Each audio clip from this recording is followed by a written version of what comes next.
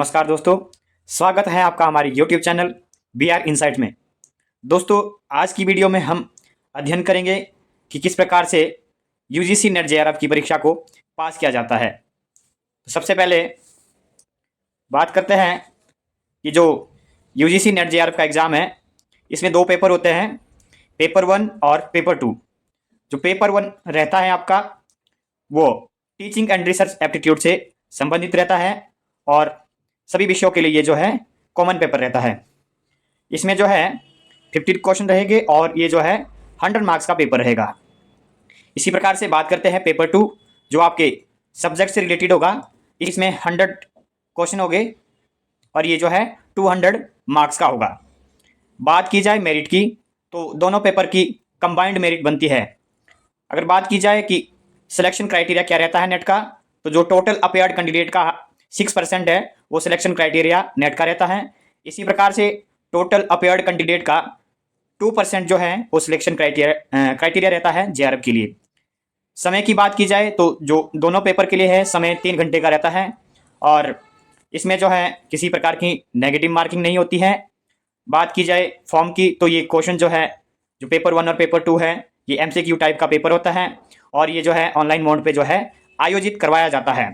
Medium की बात की जाए तो ये जो नेट जेआरएफ एग्जाम है, ये आपका जो है बाइलिंगुअल होता है। इसी के साथ जो मेन विषय है वो है स्ट्रेटेजी, यानी कि आपने स्टडी करते बारी या हिस्ट्री का अध्ययन करते बारी आपने किन किन चीज़ों को आपने फॉलो करना है।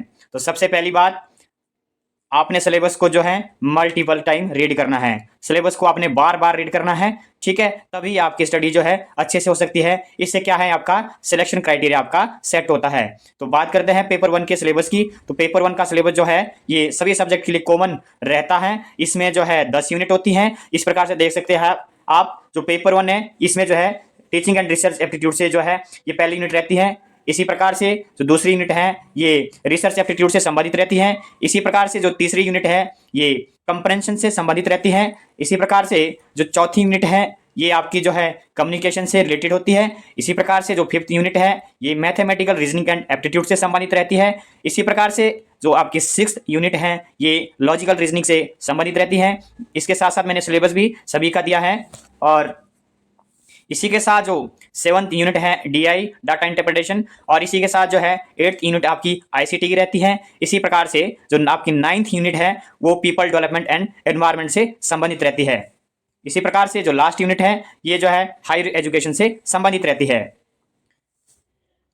और सिलेबस आप हिस्ट्री का भी देख सकते हैं। तो हिस्ट्री में जो पेपर 2 में जो है इसमें भी 10 यूनिट रहती हैं। इसमें जो है क्या रहता है कि इस यूनिट में आपके जो है 3 यूनिट जो है डिवाइड होती है, जैसे यूनिट नंबर 1, यूनिट नंबर 2 और यूनिट नंबर 3। ये आप स्क्रीन पे देख सकते हैं। ये 3 यूनिट जो शुरू की है ये एंशिएंट इंडियन हिस्ट्री से संबंधित रहती है, और यूनिट नंबर 4, यूनिट नंबर 5 और यूनिट नंबर 6 ये जो है मिडेवल हिस्ट्री से संबंधित रहती है। इस प्रकार से यूनिट नंबर 7, यूनिट नंबर 8 और यूनिट नंबर 9 ये जो है मॉडर्न हिस्ट्री से संबंधित रहती है।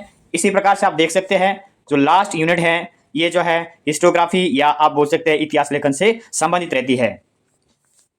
तो पहली स्ट्रेटेजी में हमने बात की कि आपने सिलेबस को जो है मल्टीपल टाइम रीड करना है, ताकि आपका सिलेक्शन क्राइटेरिया जो है आपको पता चले कि किन किन चीज़ों का आपने अध्ययन करना है। इसी प्रकार से जो सेकंड स्ट्रेटेजी रहती है, आपने क्या करना है, कंटिन्यूटी रखनी है रीडिंग में। हमेशा आपने जो है बार बार पढ़ाई करनी है। इसके साथ साथ अब जब आप पढ़ते हैं, जब आप नेक्स्ट चैप्टर पढ़ते हैं, तो पिछले चैप्टर का आपका जो है रिवीजन कंप्लीट होना चाहिए। सपोज दैट आपने 5 चैप्टर पढ़े, उसमें से 4 शुरू के पहले रिवाइज होने चाहिए, तभी आप जो है 5वां चैप्टर पढ़े। इसी के साथ जो है तीसरा जो है मैंने स्ट्रेटेजी बताई है कि आपने जो है अपने डेली के टारगेट जो है सेट करने हैं, यानी कि आपने टारगेट सेट किया कि मैंने आज इतना पढ़ना है, तो आपने इतना किसी भी हालत में पढ़ना ही पढ़ना है और उस टारगेट को आपने क्या करना है, कंप्लीट करने की कोशिश करना है।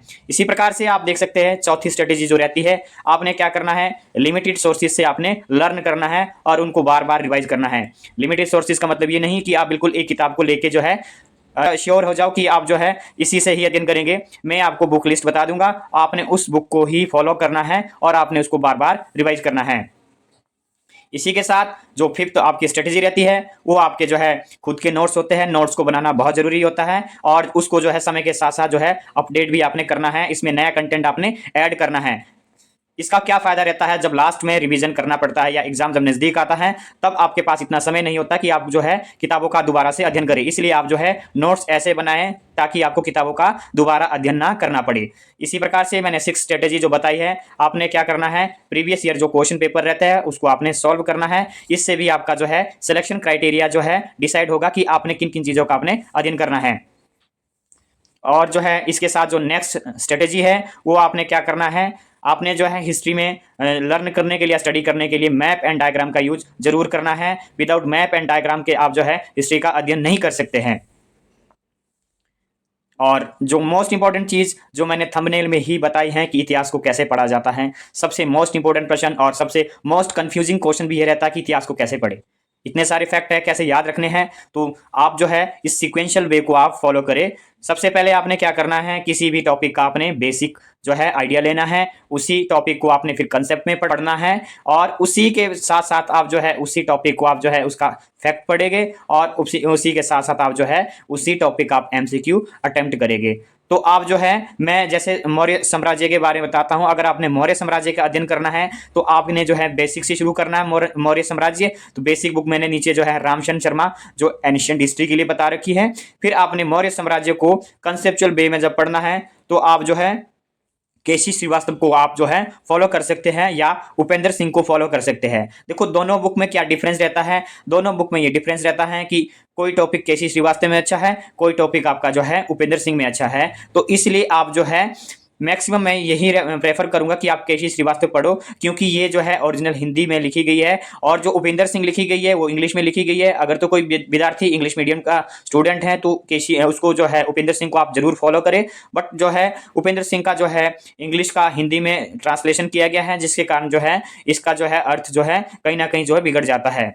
इसी के साथ मैंने जो है पहले बताया कि आपने बेसिक को पढ़ना है, इसके बाद आपने जो है कंसेप्ट से जो है आपने पढ़ना है। उसी के बाद आप मौर्य एम्पायर को फैक्ट बुक यानी कि जो मैंने बताई है भारतीय इतिहास नीरज पांडे अखिलेश पांडे से आप जो है उसी मौर्य साम्राज्य को पढ़े। और इसी के साथ आप जो है उसी मौर्य साम्राज्य का जो है, जब आपने तीनों चीज से पढ़ रखा है, सिक्वेंशियल बेस से आपने पढ़ रखा है बेसिक, कंसेप्ट और फैक्ट, फिर आप जो है उसका एमसीक्यू अटेम्प्ट करें मौर्य साम्राज्य का। और एमसीक्यू के लिए जो बुक है वो रहेगी वस्तुनिष्ठ इतिहास पप्पू सिंह प्रजापति की। ये जो है तीनों काल के लिए रहती है।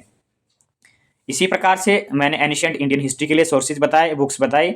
इसी प्रकार से आप जो है मिडिएवल हिस्ट्री के लिए आप जो है कौन सी बुक को जो है फॉलो कर सकते हैं, तो बेसिक के लिए आप जो है सतीश चंद्र, कंसेप्ट के लिए आप हरिश्चंद्र वर्मा के पार्ट 1 और पार्ट 2 को जो है आप परचेज कर सकते हैं। फैक्ट मैंने ऑलरेडी बता दिया कि फैक्ट कहाँ से कवर करने हैं आपने। फैक्ट के लिए मैंने तीनों काल के लिए एक ही बुक बताई है, वो है भारतीय इतिहास नीरज पांडे अखिलेश पांडे की। इसमें से जो है आप तीनों काल का अध्ययन कर सकते हैं। और एमसीक्यू के लिए भी एक ही बुक है, वो है वस्तुनिष्ठ इतिहास बाई पप्पू सिंह प्रजापति। आप जो है तीनों काल का एमसीक्यू जो है इस बुक से पढ़ सकते हैं।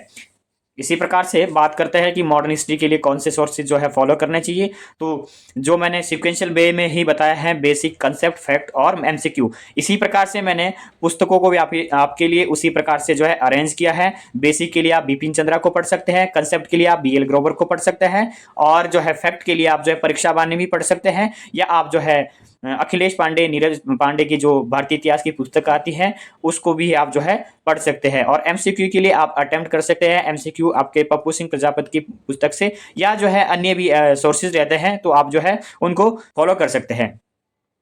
इस प्रकार से इतिहास दर्शन जो लास्ट यूनिट रहती है उसके लिए आप जो है इग्नू के नोट्स जो है आप फॉलो कर सकते हैं।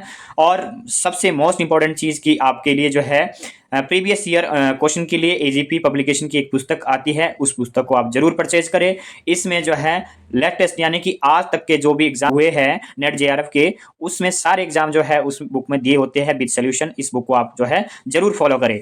इसके साथ जो है लास्ट ये रहता है कि आपने जो है पेपर 1 के लिए कौन से सोर्सेज या बुक को आपने फॉलो करना है, तो मैं यही बताऊंगा कि आपने जो है पेपर 1 के लिए केवीएस मैदान को आपने अच्छे से स्टडी करना है इस बुक का। और जो है इस बुक को आप अगर चाहे तो इस बुक को आप जो है इंग्लिश मीडियम में ही अच्छे से पढ़ सकते हैं, क्योंकि हिंदी मीडियम में जो है कंसेप्ट जो है समझ नहीं आते हैं। और आपने इसमें भी यही करना है जो मैंने इतिहास विषय में बताया कि आपने जो है प्रीवियस ईयर क्वेश्चन पेपर को आपने सॉल्व करना है। और पेपर 1 के लिए जो प्रीवियस ईयर क्वेश्चन की जो एक बुक आती है वो यूथ कंपटीशन करके एक बुक आती है, और आपने इसमें भी जो है क्या करना है, जब आप पेपर 1 की स्टडी करेंगे चैप्टर वाइज, तो आपने जो है एमसीक्यू या मॉक टेस्ट को आपने जो है अटेम्प्ट करना है।